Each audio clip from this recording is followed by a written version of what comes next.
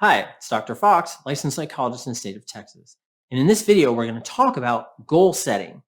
And perhaps it's that time of year where you have different New Year's resolutions or new ideas to do things differently. But this is a video that isn't just beneficial for New Year's resolutions because it's about how to identify goals.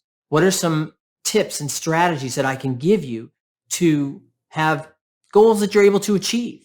What are some strategies that I can give you to help you? And that's what this video is all about. So let's get into it and like, share, and subscribe and leave comments as well. And let's get into it. So first thing I want you to do is, I want you to think about what your goals are. And it's important to write them down.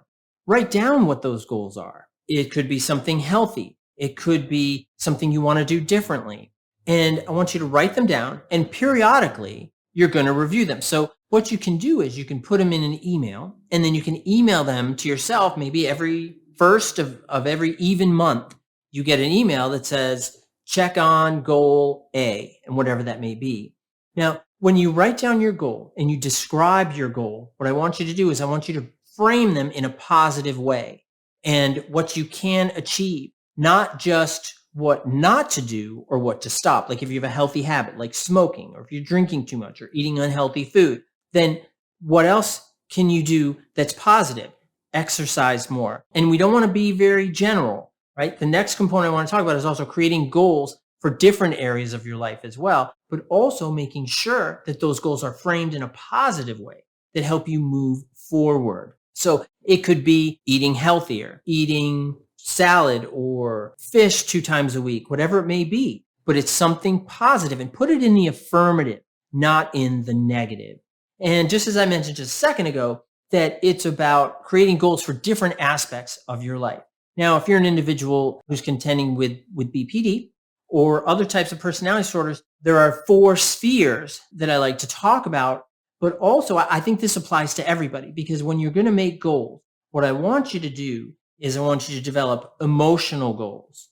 So what can you do to increase your sense of emotionality, your positivity in the world, your sense of positive emotion? What are behavioral goals? That could be exercising more, running more, walking your dog more often, things like that. What about interpersonal goals? That could be about what can you do to have a better relationship. Is I want to say 3 positive things every day to my son, daughter, spouse, parent, whoever it is. That would be an interpersonal goal. How about for your own identity, for your own sense of self? Is that if you're like, well, I want to have more hobbies, but we want to be more specific, and we're going to talk about those things as well in just a second. But if you're building your sense of self, then you want to have more hobbies. But what are those? What are some things that you like? Is it playing guitar? Is it learning how to code? Whatever, make it positive, whatever it may be. Now, that next step, those goals that you set, you want them to be realistic, attainable, and meaningful. If they're not meaningful, you're not going to stick to it. And if you're going to force yourself to do something you really, really don't want to do, guess what's going to happen? You're not going to do it. Okay, so it's important to do that. So we want realistic, attainable, and meaningful goals. Also, they should be measurable. And this is something that I always include with all of my clients as well. Like we have therapeutic goals, and I always want to make sure that those goals are operational.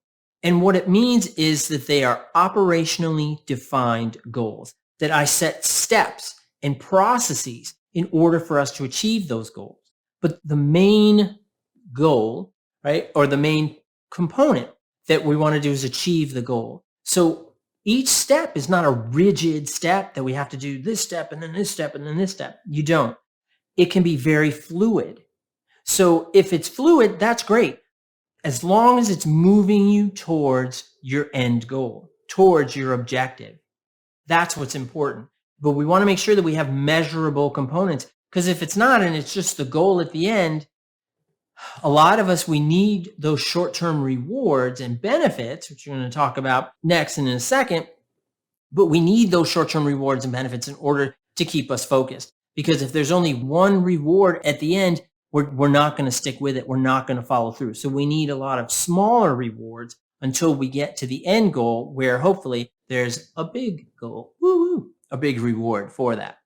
So we want to have rewards in place. You want to reward yourself for achieving your goals. And it doesn't have to be massive. As I said, when we get to that final goal, but small rewards, things that keep you moving along the line, because without them, most people lose interest and they drift off.